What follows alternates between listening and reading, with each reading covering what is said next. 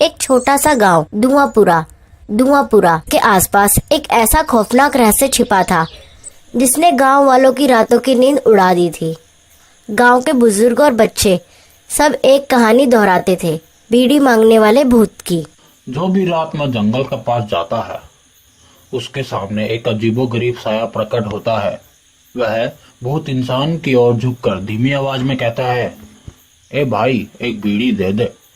अगर किसी ने उसकी मांग पूरी की तो वह बच जाता है, लेकिन जिसने भी उसको बीड़ी नहीं दी उसकी दर्दनाक मौत हो जाती है।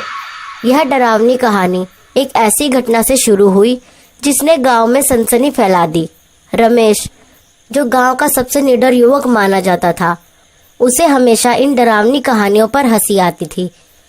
वह अक्सर कहता था, भूत कुछ नहीं होते, ये सब बुजुर्गों की बनाई हुई कहानियां हैं। एक रात रमेश अब गांव के बाहर था। जैसे ही रमेश ने माचिस जलाकर बीड़ी सुलगाई, हवा में एक अजीब सी आवाज गूंजी, ए भाई, बीड़ी देना। रमेश ने इधर उधर देखा लेकिन कोई नजर नहीं आया। उसने हंसते हुए कहा, किसी को बीड़ी चाहिए तो खुद आकर मांग ले। उसकी बात खत्म भी नहीं हुई थी कि अचानक एक साया उसके सामने प्रकट हुआ। वह एक अधेड़ उम्र का आदमी था। उसकी आंखें लाल थी और चेहरे पर भयानक मुस्कान थी। साया बोला, मैंने बीड़ी मांगी थी, तुमने मजाक किया, अब तुम्हें इसकी सजा भुगतनी होगी। कुछ ही पलों में रमेश चीखने लगा। अगले दिन रमेश की लाश पेड़ से लटकती हुई मिली। उसकी जेब से एक अध जली बीड़ी निकली और उसके चेहरे पर खौफनाक मुस्कान जमी हुई थी। रमेश की मौत के बाद गांव में खौफ का साया छा गया। कोई भी रात के समय जंगल की ओर जाने की हिम्मत नहीं करता था। जो लोग मजबूरी में वहां से गुजरते थे, वह अपनी जेब में हमेशा बीड़ी रखते थे ताकि जरूरत पड़ने पर भूत को दे सके।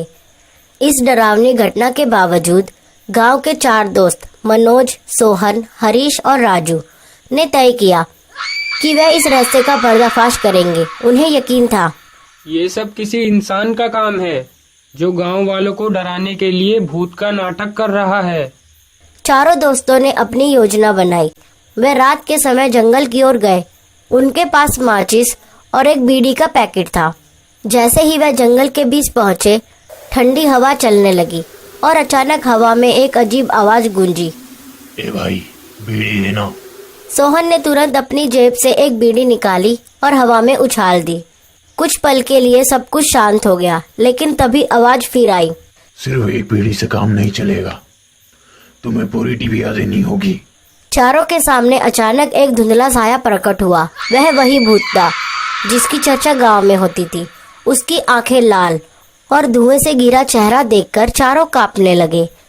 भूत ने गुस्से में कहा, तुम लोग मुझे हल्के में ले रहे हो, क्या तुम जानते हो कि मैं कौन हूँ? मनोज ने हिम्मत जुटाते हुए जवाब दिया, तू जो भी है, हम तुझसे डरने वाले नहीं। बता, तू यहाँ क्यों घूम रहा है और लोगों को क्यों मार रहा है? भूत की लाल आंखें और तेज चमकने लगी। उसने गुस्से से कहा, मैं यहाँ किसी से कुछ मांगने नहीं आया, मैं इंसाफ चाहता हूँ। चारों दोस्त चौंक गए। सोहन ने पूछा, इंसाफ? किस बात का इंसाफ? भूत ने कहा, मेरा नाम चंदन था, मैं इसी गांव में बीड़ी बेचने का काम करता था। मेरी बीड़ी की दुकान हर शाम गुलजार रहती थी, लेकिन एक दिन कुछ गुंडों ने मुझे लूटने की कोशिश की। मैंने उनसे गुहार लगाई कि मेरा थैला छोड़ दो, इसमें मेरा सब कुछ है, लेकिन उन्होंने मेरी एक नहीं सुनी। उन्होंने मुझे मारा और मेरी बीड़ी का थैला जला दिया। मैंने कसम खाई कि मैं हर उस इंसान को सजा दूंगा जो मेरी बीड़ी की अहमियत नहीं समझेगा। राजू ने डरते डरते पूछा, तू हमें सजा क्यों देना चाहता है? हमने तेरा क्या बिगाड़ा है? भूत ने गंभीर स्वर में कहा, तुम लोग मेरी दुकान के पास मस्ती करते थे, तुमने मुझे कभी गंभीरता से नहीं लिया। मैंने सोचा कि शुरुआत तुमसे ही करूं। मनोज ने भूत से कहा, अगर तुझे इंसाफ चाहिए तो बता, हम तेरी मदद कैसे कर सकते हैं? भूत ने कहा, मुझे मेरी बीड़ी का थैला वापस चाहिए और मुझे उन गुंडों के खिलाफ न्याय चाहिए जिन्होंने मुझे मारा। हरीश ने पूछा, लेकिन तेरे थैले का क्या हुआ? और वे गुंडे अब कहाँ हैं? मेरा थैला उस पेड़ के पास गड़ा हुआ है जहाँ मेरी हत्या हुई थी, और वह गुंडे अब इस दुनिया में नहीं है। मनोज ने तुरंत फैसला किया कि वे उस पेड़ के पास जाकर चंदन का थैला निकालेंगे। चारों जंगल के गहरे हिस्से की ओर बढ़े। पेड़ तक पहुंचने में उन्हें कई अजीब चीजों का सामना करना पड़ा। कहीं हवा में हंसी सुनाई दी, लेकिन चारों ने हिम्मत नहीं हारी।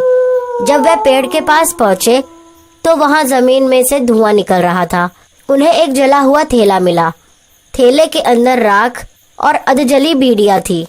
गांव लौटने के बाद चारों दोस्तों ने चंदन की आत्मा की शांति के लिए गांव के मंदिर में एक विशेष पूजा आयोजित की। पूजा में सभी गांव वालों ने हिस्सा लिया। चंदन का जला हुआ थैला और बीड़ियां उस पेड़ पर चढ़ाई गई। चंदन की आत्मा वहां प्रकट हुई और बोली, तुम सब ने मेरे इंसाफ के लिए जो किया उसके लिए मैं धन्यवाद देता हूँ। अब मैं इस दुनिया से जा रहा हूँ। चंदन की आत्मा धीरे धीरे हवा में घुल गई और सब कुछ शांत हो गया।